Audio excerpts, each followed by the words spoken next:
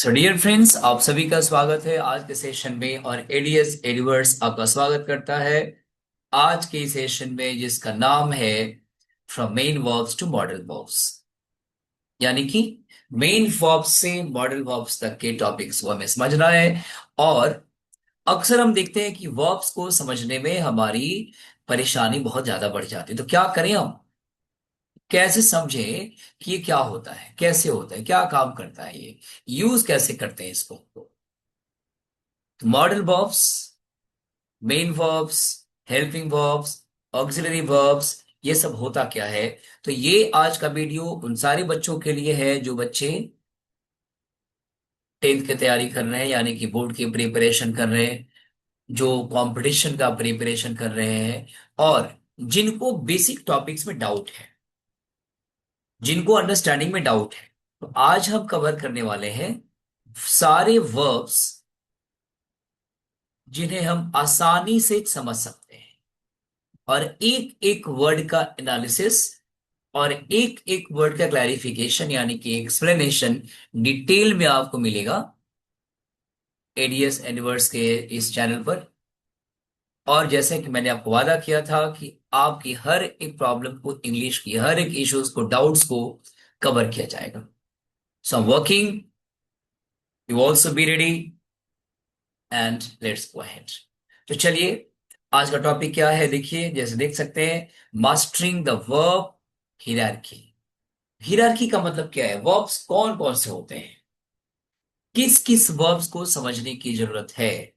तो जितने भी टॉपिक्स होंगे, जितने भी हमारे सेशन होंगे, सेशन को सीक्वेंस में देखेंगे हम लोग, और अलग अलग पार्ट में अलग अलग टॉपिक्स को कवर करेंगे, जो आपके एग्जामिनेशन के लिए बहुत ही फायदेमंद होने वाले हैं।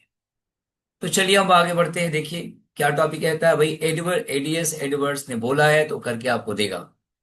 तो आप मन से पढ़ाई करिए, चैनल से जुड़े रहिए, शेयर करिए, सब्सक्राइब करिए, और व्यूज दीजिए, डाउट्स क्लियर करिए, और कमेंट्स जरूर करिए, क्योंकि बहुत दिनों के बाद इस चैनल की शुरुआत हुई है। तो चलिए हम बिना देर के आगे बढ़ते हैं। अब देखिए, वर्ब क्या है। सबसे पहले हम देखें कि वर्ब का पार्ट, भाई मेन वर्ब, लेक्सिकल वर्ब क्या होता है। मेन वर्ब का ही नाम है लेक्सिकल वर्ब, ध्यान रखिए। मेन वर्ब को ही कहा जाता है लेक्सिकल वर्ब। और कुछ बच्चों को तो समझ में नहीं आता कि लेक्सिकल वर्ब्स है क्या। तो कंफ्यूजन दूर हो जानी चाहिए आज, कि मेन वर्ब को ही कहा जाता है लेक्सिकल वर्ब्स। डेफिनेशन क्या बोलता है कि द कोर एक्शन और state of being in a sentence, they carry primary meaning and can stand alone. और दूसरी भाषा में क्या बोले कि भाई मेन वर्ब क्या है, कैसे समझे मेन वर्ब को, कि मेन वर्ब किसे बोलेंगे, क्या बोलेंगे। तो समझिए, मेन वर्ब्स वे वर्ब्स हैं जिनका एक सर्टेन मीनिंग है। और यही नहीं, इनके पास 5 फॉर्म्स भी होते हैं। तो केवल मेन वर्ब्स की बात नहीं हो रही है, 5 फॉर्म्स की बात हो रही है। यानी कि इसका एक सर्टेन मीनिंग है। वो मीन्स क्या होता है? जाना। इट मीन्स क्या होता है? खाना। स्लीप मीन्स क्या होता है? सोना। सारे वर्ब्स की मीनिंग है। तो ये कैसे वर्ब हो जाएंगे? मेन वर्ब हो जाएंगे जी। अब देखिए एग्जाम्पल क्या बोला। The legal department reviewed the contract meticulously. Subject क्या हुआ? सब्जेक्ट हुआ डिपार्टमेंट, वर्ड सब्जेक्ट हुआ, ध्यान रखेंगे। डिपार्टमेंट वर्ड सब्जेक्ट हुआ। लीगल क्या हो जाएगा? लीगल एडजेक्टिव है, और द डिटरमिनर है। लेकिन हमारा जो मेन मुद्दा क्या है भाई, वर्ब क्या है? वर्ब है रिव्यूड। ध्यान से देखिए, रिव्यू का सेकंड पार्ट का सेकंड फॉर्म का यूज हुआ है। और ये मीनिंग है। रिव्यू का मतलब क्या हो रहा है? किसी चीज को दोबारा रिकंसिडर करके चेक करना, देखना, समझना, रिव्यू करना। यानी भाई कॉन्ट्रैक्ट को रिव्यू करने की बात हो रही है। इस वर्ड का मतलब है रिव्यू किया गया। यानी कि वर्ब का सेकंड फॉर्म है, मेन वर्ब का सेकंड फॉर्म है और इसका एक लिटरल मीनिंग है, अर्थ है।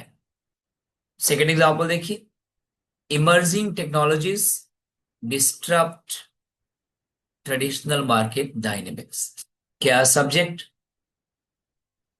इसमें? एक्चुअल सब्जेक्ट है इन टेक्नोलॉजीज, ध्यान रखिएगा, कंफ्यूजन नहीं होना चाहिए। और इमर्जिंग क्या है सर? इमर्जिंग है प्रेजेंट पार्टिसिपल, यानी कि ये प्रेजेंट पार्टिसिपल एडजेक्टिव की तरह काम किया और टेक्नोलॉजीज को क्वालिफाई कर दिया, तो ये हो गया सब्जेक्ट का पेयर। अब बात आती है भाई, हमारा ये कोर डेफिनेशन जो वर्ब की बात हो रही है, मेन वर्ब की, वो क्या है? वो मेन वर्ब है डिस्ट्रप्ट। ये भी मेन वर्ब, ये हाइलाइटेड है, सेकंड फॉर्म है, देखिए ध्यान से। थर्ड एग्जांपल देखिए, global supply chains remain highly vulnerable to geopolitical shifts। Global supply chains, ध्यान रखिए, ग्लोबल वर्ड यहां पर एडजेक्टिव है, सप्लाई वर्ड भी एक तरह से एडजेक्टिव है, और एक्चुअल नाउन है चेन्स। तो ये चेन वर्ड ही मेन सब्जेक्ट हुआ आपका। ग्लोबल और सप्लाई वर्ड चेन को क्वालिफाई किया, तो यहां पर इसे क्या बोलेंगे हम लोग? एडजेक्टिव ने नाउन को क्वालिफाई किया। खैर ये हमारा मुद्दा आज का नहीं है, अभी बात करेंगे हम लोग रिमेन का। तो ये चेन्स प्लूरल है, तो रिमेन क्या हो गया? प्लूरल। यानी कि रिमेन भर यहां पर क्या है? रिमेन के 5 फॉर्म्स हो गए, देखिए क्या? Remain, remained, remained, remaining, remains. यानी कि काफी प्रभावित रहा कोई चीज, कुछ बदलाव आना, चेंज आना, रिमेन वर्ब का फर्स्ट फॉर्म। वेल, अगला एग्जांपल देखिए आप, engineers designed a highly efficient thermal cooling system। Engineers क्या है? नाउन है, सब्जेक्ट है, और डिजाइन क्या है? डिजाइन है मेन वर्ब का सेकंड फॉर्म। यानी कि क्या शो किया? एक्शन को शो किया गया। इंजीनियर ने काम किया, डिजाइन किया। भाई क्या डिजाइन किया? एक कूलिंग सिस्टम डिजाइन किया। क्या है? थर्मल है, एफिशिएंट है, हाईली, यानी कि यहां से यहां तक ये डिटरमिनर हो गया, हाईली एडवर्ब है, एफिशिएंट अगेन यहां पर एडजेक्टिव है, थर्मल एडजेक्टिव हो जाएगा, और कूलिंग यहां पर एडजेक्टिव हो जाएगा, और सिस्टम क्या हो गया यहां पर? नाउन। लेकिन एक्चुअल वर्ड मतलब क्या हुआ? डिजाइन। डिजाइन कोई चीज बनाना किसी तरीके से, जैसे कोई मशीन फ्रेम किया गया, बनाया गया, उसका डिजाइन तैयार किया, डिजाइन हो गया। डिजाइन के 5 forms, design, designed, designed, designing, और डिजाइन्स। ये हो गया वर्ब का second form. So I hope should be clear कि भाई जितने सारे शब्द हैं, सारे शब्दों के अपने अपने मीनिंग है, और इन सारे शब्दों के अपने अपने 5 फॉर्म्स हैं, इसलिए ये मेन फॉर्म्स है। मेन वर्ब्स क्यों है? 5 मीनिंग्स, 5 फॉर्म्स है, और सबका एक सर्टेन मीनिंग है। तो ध्यान रहे कि इनका सर्टेन सेंस होने की वजह से, सर्टेन मीनिंग होने की वजह से, यहां पर ये कहा जाएगा मेन। आगे की बात करेंगे हम लोग अब। The executive board approved. कैसा बोर्ड? Executive board. तो यहां पर बोर्ड जो वर्ड है, बोर्ड वर्ड, अब ध्यान से देखिए, हाईलाइटेड है। बोर्ड वर्ड यहां पर मेन सब्जेक्ट हुआ, बोर्ड वर्ड, और एग्जीक्यूटिव यहां पर एडजेक्टिव है, दी यहां पर आर्टिकल है। दी क्यों पढ़ेंगे? क्योंकि एग्जीक्यूटिव का जो बिगिनिंग है वो आर्टिकल से है, ई से है। यानी कि वॉवेल से, इसलिए यहां पर क्या करेंगे, द पढ़ेंगे, दी पढ़ेंगे, दी एग्जीक्यूटिव, यानी कि ई अल्फाबेट से शुरुआत हुआ, आर्टिकल द है तो दी पढ़ेंगे इसे। अप्रूव्ड वर्ब का मेन वर्ब है, यानी कि V2 है, इसका मीनिंग है, इसके 5 फॉर्म्स है, इसलिए क्या हो जाएंगे ये हो जाएगा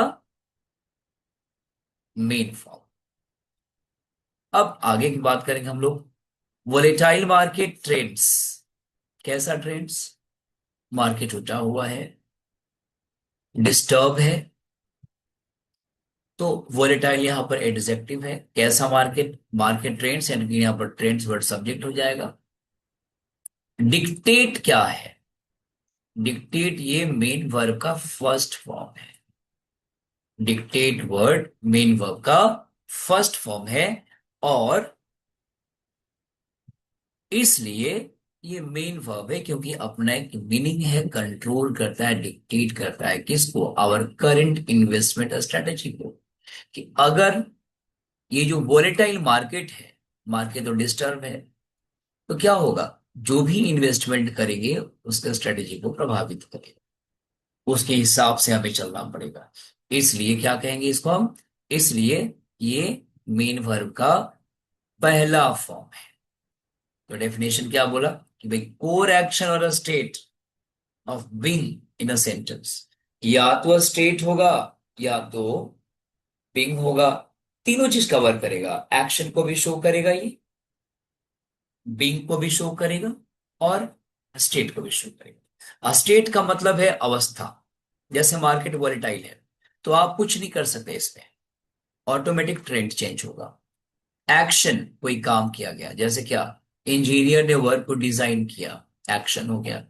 अब आई क्लियर, बीइंग जो ऑटोमेटिक होता हो, तो तीनों ही टर्म क्लियर होने चाहिए। तो मेन वर्ब में स्टेट, एक्शन और बीइंग तीनों ही होगा, और तीनों ही वर्ड का अपना अपना यूजेस है। तो इसे कहेंगे हम लोग मेन वर्ब। मेन वर्ब वह वर्ब है जिसमें स्टेट, एक्शन और बीइंग दिखाया जाता है, और अपना इनका एक सर्टेन मीनिंग भी होता है, और यही नहीं, 5 फॉर्म्स भी होता है। तो ध्यान रखेंगे, इसे कहते हैं हम लोग मेन वर्ब, या फिर लेक्सिकल वर्ब्स, कुछ भी कह लें। तो चलते हैं हम लोग अगले स्लाइड्स पर, और देखते हैं हम लोग ऑक्सिलरी वर्ब्स के बारे में, कि भाई ये ऑक्सिलरी वर्ब्स क्या है, जिसका दूसरा नाम है हेल्पिंग वर्ब, और हिंदी में कहते हैं सहायक क्रिया, जिसको आप लोग सभी लोग जानते हैं।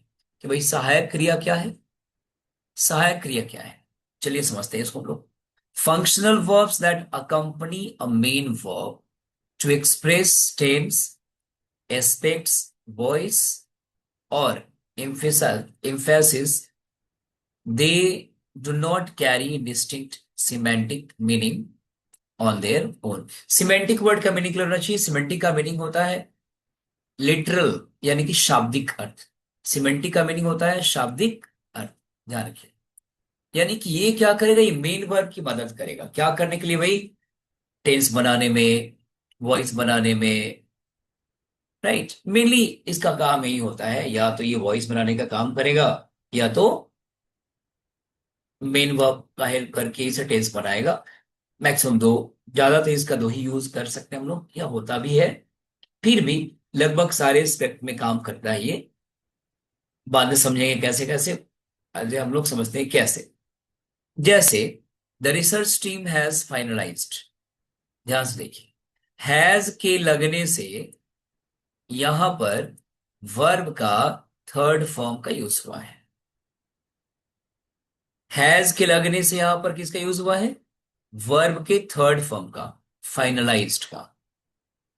क्या बना दिया, इस हैज की वजह से ये फाइनलाइज्ड आया, वर्ब का थर्ड फॉर्म, और ये बन गया क्या, present perfect tense. I hope should be clear. यानी कि ये हेल्पिंग वर्ब मदद किया मेन वर्ब फाइनलाइज्ड का, और बना दिया प्रेजेंट परफेक्ट टेंस। अगला एग्जांपल देखिए, infrastructure costs are rising. Tense कौन सा होगा? Present continuous tense. सब्जेक्ट मेरा क्या है? Infrastructure costs. अब यहां पर क्या? आर है हेल्पिंग वर्ब। इसके बाद हमेशा मेन वर्ब के फोर्थ फॉर्म का यूज होता है और ये बनाता है present continuous tense. So dear students, ये मेन वर्ब की मदद किया और ये बनाया प्रेजेंट कॉन्टिन्यूअस टेंस, यानी कि हेल्पिंग वर्ब से बन गया क्या? Present continuous tense. आर की वजह से मेन वर्ब का फोर्थ फॉर्म का use. I hope it should be clear. Present continuous tense में ऑक्सिलरी वर्ब क्या क्या होते हैं जी? इज, एम, आर और मेन वर्ब का चौथा फॉर्म, फोर्थ फॉर्म। या पास्ट कंटिन्यूअस का हेल्पिंग वर्ब क्या होता है? वॉज वर्ब प्लस वर्ब का फोर्थ फॉर्म। उसी तरह से फ्यूचर कंटिन्यूअस के हेल्पिंग वर्ब क्या होते हैं? Shall be, will B, main verb के फोर्थ फॉर्म। तो प्रेजेंट कॉन्टिन्यूअस में या पास्ट कॉन्टिन्यूअस में या फ्यूचर कॉन्टिन्यूअस में हमेशा मेन वर्ब का फोर्थ फॉर्म लगता है। याद रखेंगे, ये नहीं भूलेंगे। अगर याद रहा तो लगभग गलती बहुत कम होगी आपकी। आगे बढ़ते हैं। Do you require further clarification on this clause? अब डू एक वर्ड है और रिक्वायर एक वर्ड है, दोनों ही वर्ड अपने आप में वर्ब है। देखिए ध्यान से, रिक्वायर मेन वर्ब हुआ, मेन वर्ब का फर्स्ट फॉर्म।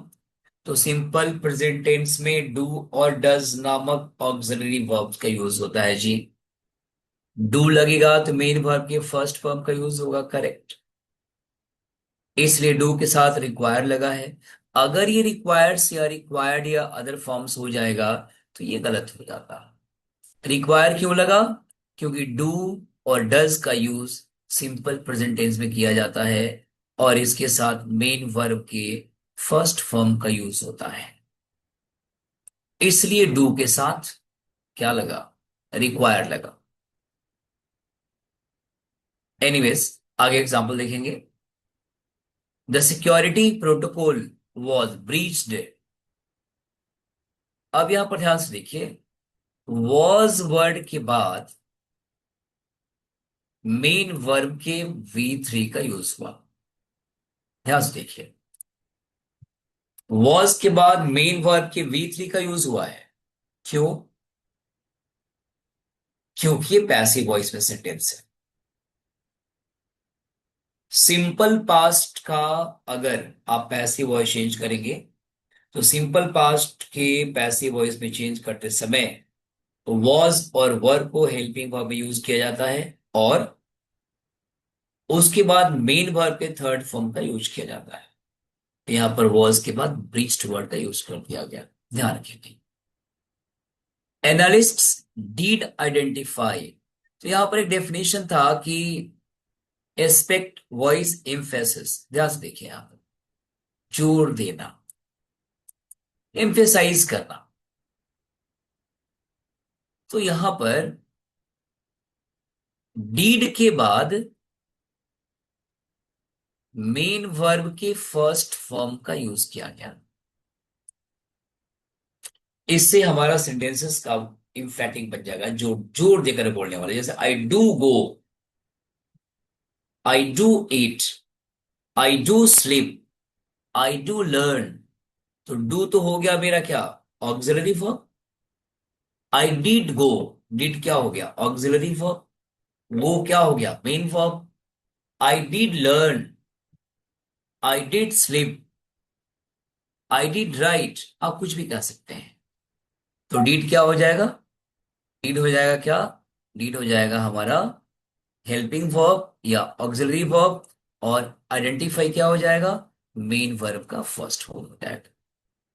सो डियर स्टूडेंट्स, याद रखेंगे ये सिंपल प्रेजेंट टेंस का हेल्पिंग वर्ब्स है डू और डज, और सिंपल पास्ट का हेल्पिंग वर्ब है डिड। अब इसमें क्या है सब्जेक्ट, क्या है वर्ब, चलिए एक बार डिस्कस करें थोड़ा सा। एनालिस्ट्स वर्ड यहां पर सब्जेक्ट है।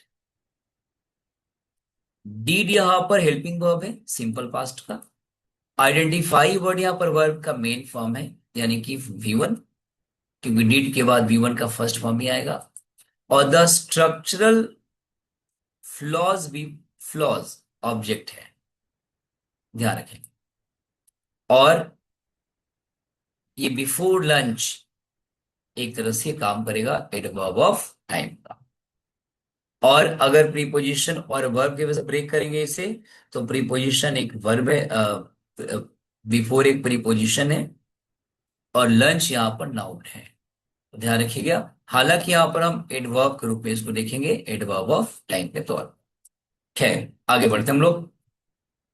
नेक्स्ट एग्जाम्पल क्या कहता है, we have been monitoring the atmospheric changes closely. कैसे? वी हैव बीन मॉनिटरिंग, तो याद करिए कि हैव बीन किस टेंस में ऑक्सिलरी या हेल्पिंग वर्ब्स के रूप में यूज होता है? याद आया? कमेंट्स करिए और बताइए कि कौन सा टेंस है। कमेंट्स में आप लोग जरूर लिखेंगे। तो चलिए बता दूं, हैव बीन और has been present perfect continuous tense में यूज होता है हेल्पिंग वर्ब के रूप में। उसी तरह से had been past perfect continuous tense के रूप में यूज होता है। और will have been, shall have been future perfect continuous tense के रूप में यूज होता है। So as you know that all the tenses have their own helping verbs. All the tenses have specialized helping verbs. Like has or have है तो present perfect का ही होगा, had है तो past perfect का ही होगा, और will have और shall have है तो future perfect का ही होगा।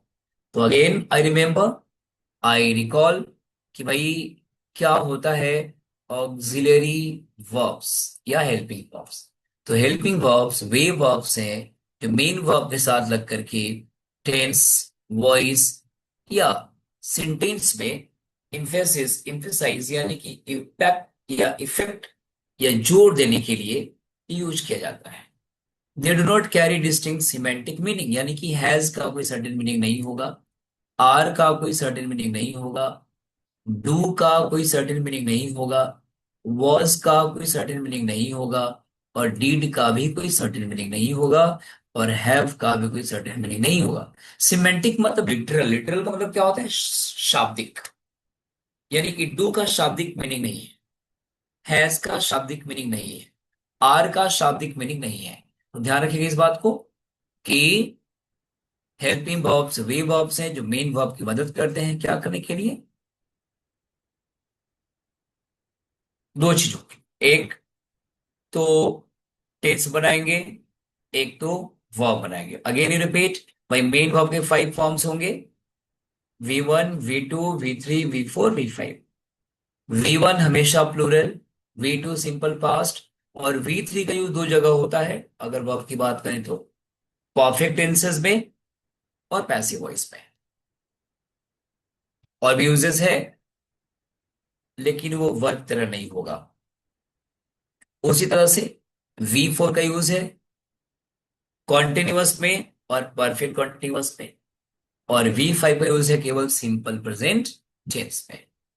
तो ये है हमारा helping verbs. I am very sure कि आपको समझ में आ रहा होगा बहुत ही क्लियरली, और इसका तुरंत मैं स्ट्रक्चर लेकर के आपके सामने आऊंगा ताकि आपको और थोड़ा सा आसानी से क्लियर हो जाए और इसे आप और प्रॉपर तरीके से समझ सकें। आज हम लोग केवल डेफिनेशन समझने वाले हैं, राइट?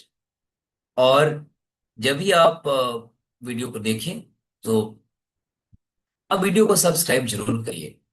जैसे कि क्लास, अगर मैं if I talk about my introduction, I don't think I need introduction for many people, and all you know. But the purpose behind beginning this channel, sometimes it becomes very tough to reach everywhere and to everyone, right? So I want everyone to learn और अपने board में अच्छा score करिए। समझिए कि भाई कैसे अच्छा स्कोर कर सकते हैं, ग्रामर कैसे हम इम्प्रूव कर सकते हैं, क्लासेस में, क्लासेस के बाहर बेसिक की बहुत ज्यादा प्रॉब्लम है। क्योंकि ये 10th ओरिएंटेड सेशन शुरू हो गया है, क्योंकि बोर्ड का एग्जामिनेशन होने वाला है। हालांकि बहुत जल्द बेसिक ग्रामर का बैच शुरू होने वाला है, और उनमें जितने लोग होंगे जिनको सेंटेंस भी नहीं आता होगा, वे कॉपी और पेन लेकर के बैठेंगे और नोट्स करेंगे, नोट करेंगे। हालांकि डिस्क्रिप्शन में वो पीडीएफ दिया रहेगा जो आपको मिल सके, और उससे आप प्रॉपर तरीके से नोट्स बना सके। मैं कोशिश करूंगा कि उसके हिंदी टर्म्स को यूज करके समझाऊं, ताकि आपको क्लियरली उसका लॉजिक समझ में आए। मेरे इस वीडियो का being English teacher, you see I am speaking less English, the reason is very clear, because मैं चाहता हूं कि हर कोई इसको समझे, जितने लोग हैं हर कोई समझे, कॉन्सेप्ट को समझे, यूज कैसे करेंगे, क्या है ये।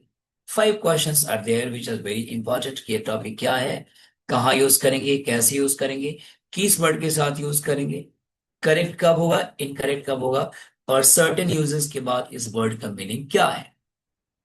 अगर आपको अपने सेंटेंस की मीनिंग पता है तो आपको आता है, नहीं पता है तो again you are going to struggle, this is very sure. Right, तो चलिए अब आगे बढ़ते हैं हम लोग अगले वर्ब पर। हमारा अगला वर्ब क्या है भाई, modal verbs. Right, modal verbs क्या है, तो आज हम लोग केवल टर्म्स और डेफिनेशन समझने वाले थे। तो चलिए हम लोग देखते हैं अब कि भाई मॉडल वर्ब्स क्या है। क्या बोला डेफिनेशन? डेफिनेशन बोला कि a specialised category of auxiliary verbs that express modality such as necessity, possibility, capability, permission, or obligation. They do not change form for tense or person. चलिए इसको समझते हैं सिंपल भाषा, कि भाई मॉडल मॉडल वर्ब है क्या। अभी तो हम लोग पढ़े ऑक्सिलरी वर्ब्स, यानी कि हेल्पिंग वर्ब्स। अब ये क्या है, अब ये मॉडल वर्ब्स क्या है। तो चलिए देखिए मॉडल वर्ब क्या है। मॉडल वर्ब्स एक्चुअली शो करता है एक्सप्रेशंस, सिंपल भाषा में।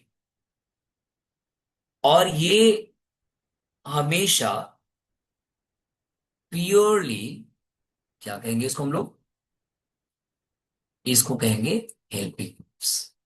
हमेशा इसको क्या कहेंगे हम लोग, हेल्पिंग वर्ब्स। इसे प्योर हेल्पिंग वर्ब्स माना जाता है, सहायक क्रिया माना जाता है। ये कभी भी मेन वर्ब का काम नहीं कर सकता, मेन वर्ब की जगह पर भी काम नहीं कर सकता है। यार, नेसेसिटी को शो करेगा, पॉसिबिलिटी को शो करेगा, कैपेबिलिटी को शो करेगा, परमिशन को शो करता है। ये ऑब्लिगेशन क्या है, दायित्व, दायित्व को शो करता है। और इसके फॉर्म में कभी कोई बदलाव नहीं आता। अगर मस्ट है तो मस्ट ही रहेगा, कैन है तो कैन ही रहेगा, कैंस नहीं होगा, मस्टेड नहीं होगा, माइटेड नहीं होगा, विल्ड नहीं होगा। मस्ट है तो मस्ट ही रहेगा, कैन है तो कैन ही रहेगा, शुड है तो शुड ही रहेगा। ध्यान है इसका मतलब। एग्जाम्पल देखिए, और दूसरी बात, इसके साथ सब्जेक्ट का वेरिएशन मैटर नहीं करता। अगर सब्जेक्ट सिंगुलर है फिर भी उसके साथ ये लगेगा, और सब्जेक्ट प्लूरल है फिर भी उसके साथ ये यूज होगा। जैसे ध्यान से देखिए, the the administrative team must archive these legal documents immediate. अब यहां पर ध्यान से देखिए, ये तो मेरा सब्जेक्ट का पार्ट हो गया भाई। क्या, दी एडमिनिस्ट्रेटिव टीम क्या हो गया, सब्जेक्ट हो गया ना। चलिए इसको क्लैरिफाई कर लीजिए। दी डिटरमिनर है, एडमिनिस्ट्रेटिव वर्ड क्या हो जाएगा, एडजेक्टिव। जिस वर्ड के लास्ट में एडजेक्टिव वर्ड आता है उसे आईवीई वर्ड आएगा, वो क्या बन जाएगा, एडजेक्टिव। तो एडमिनिस्ट्रेटिव में देखिए, IVE है, ये क्या हो जाएगा? It is adjective. टीम क्या हो जाएगा? नाउन। यानी कि इस एडमिनिस्ट्रेटिव वर्ड ने किसे क्वालिफाई कर दिया? टीम को। ये समझ में आ जाए। मस्ट यहां पर मॉडल वर्ब है। आर्क्यू यहां पर मेन वर्ब है। और ये हमेशा अपने साथ मेन वर्ब का फर्स्ट फॉर्म कैरी करता है, दूसरा फॉर्म कैरी नहीं कर सकता। ध्यान रखें। तो यहां पर क्या हुआ भाई? द एडमिनिस्ट्रेटिव टीम सब्जेक्ट का पार्ट हो गया। मस्ट हो गया यहाँ पर मॉडल वर्ब, यानी कि ये काम करेगा हेल्पिंग वर्ब की तरह। आर की वर्ड यहां पर क्या हो जाएगा? ये हो जाएगा मेन वर्ब। और दीज लीगल डॉक्यूमेंट्स, ये क्या हो जाएगा? ऑब्जेक्ट। मेन ऑब्जेक्ट हो जाएगा डॉक्यूमेंट, लीगल एडजेक्टिव है, दीज भी डिटरमिनर है एज बिलो। इमीडिएटली वर्ड क्या हो जाएगा? एडवर्ब। तो जब किसी सेंटेंस को पढ़िए तो हर वर्ड को जानिए। नाउन क्या है, प्रोनाउन क्या है, सब्जेक्ट क्या है, एडजेक्टिव क्या है, एडवर्ब क्या है, हेल्पिंग वर्ब क्या है, ताकि जब क्वेश्चन सेट किया जाए तो आपको समझने में दिक्कत ना हो। एनीवेज, आगे बढ़ते हैं। डिसरप्टिव वेदर पैटर्न्स, ये सब्जेक्ट, पैटर्न सब्जेक्ट। माइट यहां पर क्या है? हेल्पिंग वर्ब या फिर ऑक्सिलरी वर्ब। डिले यहां पर हो जाएगा मेन वर्ब। ध्यान रखिए। तो यहां पर ये है हमारा हेल्पिंग वर्ब, और ये है हमारा मेन वर्ब, और इस मेन वर्ब का ये हेल्पिंग वर्ब ये है। यानी कि डिले का हेल्पिंग वर्ब क्या है? माइट है। उस तरह से एंटीसिपेट का हेल्पिंग वर्ब क्या है? शुड है। अब ध्यान से देखिए, शेयर होल्डर्स यहां पर प्लूरल है, फिर भी यहां पर शुड का यूज हुआ है। ध्यान से देखिए, फायर वर्क्स यहाँ पर प्लूरल है, फिर भी यहाँ पर विल का यूज हुआ है। तो इसके साथ दोनों ही तरह के सब्जेक्ट का यूज होता है। सिंगुलर सब्जेक्ट का भी यूज होता है और प्लूरल सब्जेक्ट का भी यूज होता है। लेकिन मॉडल वर्ब हमेशा अपने साथ वर्ब का फर्स्ट फॉर्म ही कैरी कर सकता है, और इस फॉर्म में कोई भी दूसरा वर्ड ऐड नहीं हो सकता, आर्ग्यू नहीं हो सकता, डिलेड नहीं हो सकता, प्रोटेक्टेड वर्ड नहीं हो सकता है। याद रखना पड़ेगा आपको, ये ध्यान रखना पड़ेगा आपको। उसी तरह से सीनियर एग्जीक्यूटिव्स कैन वीटो, यहां पर ध्यान देखिए, कैन मेन वर्ब है नहीं, ऑक्सिलरी वर्ब है, और वीटो क्या है? Main verb. Can helping verb है, वीटो मेन वर्ब है। और इस कैन ने मेन वर्ब का मदद किया है। उस तरह से ऑडिटर्स यहां पर सब्जेक्ट है, और उसके बाद बाकी पहले वाले शब्द सब्जेक्ट नहीं है, ध्यान रखिएगा। अंडर स्ट्रिक्ट रेगुलेशंस क्या है? ये प्रीपोजिशनल फ्रेज हो गया। ध्यान से देखिए, अंडर क्या है? प्रीपोजिशन, ये हो गया prepositional phrase. External auditors, external हो गया एडजेक्टिव, ऑडिटर्स हो गया सब्जेक्ट। मे क्या है? मे यहां पर हो गया हेल्पिंग वर्ब, और इंस्पेक्ट यहां पर क्या हो जाएगा? हेल्पिंग वर्ब के बाद मेन वर्ब। तो मे अपने साथ मेन वर्ब का कौन सा फॉर्म कैरी किया? फर्स्ट फॉर्म, यानी कि प्लूरल फॉर्म। इस तरह से याद रखिए कि मॉडल वर्ब का फॉर्म कभी चेंज नहीं होगा। मॉडल वर्ब हमेशा अपने बाद मेन वर्ब को कैरी करता है, और वो भी फर्स्ट मेन वर्ब का फर्स्ट फॉर्म। और इसके साथ साथ और समझेंगे कि मॉडल वर्ब कभी भी हेल्पिंग वर्ब काम नहीं करेगा, कभी नहीं, नेवर। अगर इसके बाद मेन वर्ब आया तो वो हमेशा मेन वर्ब का फर्स्ट फॉर्म होगा। इस बात का आप लोग ध्यान रखेंगे। तो आज के वीडियो में हम लोग इतना ही समझेंगे। और आज के इस वीडियो को, जो मॉडल वर्ब का पार्ट 1 पार्ट है, मेरा पर्पस क्या है कि जब मॉडल वर्ब का डिस्कशन होगा तो बहुत सारे वर्ब्स के टाइप्स का डिस्कशन, जैसे मैं कभी बोलूंगा मेन वर्ब, कभी हेल्पिंग वर्ब, कभी ऑक्सिलरी वर्ब, और ये डिस्कशन का मैंने एक्सपीरियंस किया है। कि बहुत सारे बच्चों को डेफिनेशन ही नहीं पता, ये मीनिंग ही नहीं पता। तो ये क्या है, ये अपने आप में एक डाउट्स है, जो आप टॉपिक्स को समझ नहीं सकते। इसलिए क्या करेंगे आप, इसको प्रॉपर तरीके से नोट्स ले लेंगे। दूसरी बात, चैनल को लाइक जरूर करेंगे, सब्सक्राइब जरूर करेंगे, शेयर जरूर करेंगे। हाँ, मैं आपसे प्रॉमिस जरूर करूंगा कि आप जो भी पढ़ रहे होंगे, आपका ग्रामर का जो भी कॉन्सेप्ट होगा, वो मैं चेंज करूंगा। और dear students, not only this, we are going to start spoken batch. जो लोग अपने प्रोनाउंसिएशन पर काम करना चाहते होंगे, they can join this, because separate batch will be started for that. Second point, word formation का बैच शुरू होने वाला है, जो कि एसएससी में, बैंकिंग में, स्पेशली क्लैट में वर्ड फॉर्मेशन की जरूरत बहुत ज्यादा पड़ती है। इसलिए इस क्लास को भी शुरू किया जाएगा वेरी सुन, तो आप लोग उसे ज्वाइन करेंगे। और यूट्यूब के क्लास में, यानी कि यूट्यूब पर जो क्लास होगा, I will be live on in certain date, आपको टाइम और डेट बता दिया जाएगा। फेसबुक पर, लिंक्डइन पर, इंस्टाग्राम पर जुड़े रहें, कांटेक्ट में रहें, समझें, देखें। और जब लाइव हो तो आप लोग लाइव जुड़ने का प्रयास करिए। सो वन डे, ताकि आप लोगों से डायरेक्ट क्वेश्चन किया जा सके, डाउट्स किया जा सके, राइट। सो चैनल को लाइक जरूर कीजिएगा, सब्सक्राइब जरूर कीजिएगा, शेयर जरूर कीजिएगा, और कंटेंट को बार बार जरूर पढ़िएगा। तो चलिए, आज के लिए इतना ही। और मैं समझता हूं कि हम लोगों का आज का सेशन बड़ा ही सक्सेसफुल रहा होगा। केवल मैंने 4 टॉपिक डिस्कस किया, यार ध्यान रखिए। कंक्लूड करते हैं एक बार हम लोग। सबसे पहला टॉपिक हमने कवर किया क्या, मेन वर्ब का। वर्ब क्या है, एक्शन को शो करता है, बीइंग को शो करता है, और स्टेट को शो करता है। इसका एक सर्टेन मीनिंग होता है और 5 फॉर्म्स होता है, ध्यान रखिए। दूसरा क्या आपने डिस्कस किया अभी, दूसरा डिस्कस किया हेल्पिंग वर्ब। हेल्पिंग वर्ब हमेशा मेन वर्ब को मदद करता है, क्या करने के लिए भाई, टेंस और वॉइस बनाने के लिए हेल्पिंग वर्ब। का दूसरा नाम क्या है, ऑक्सिलरी वर्ब्स।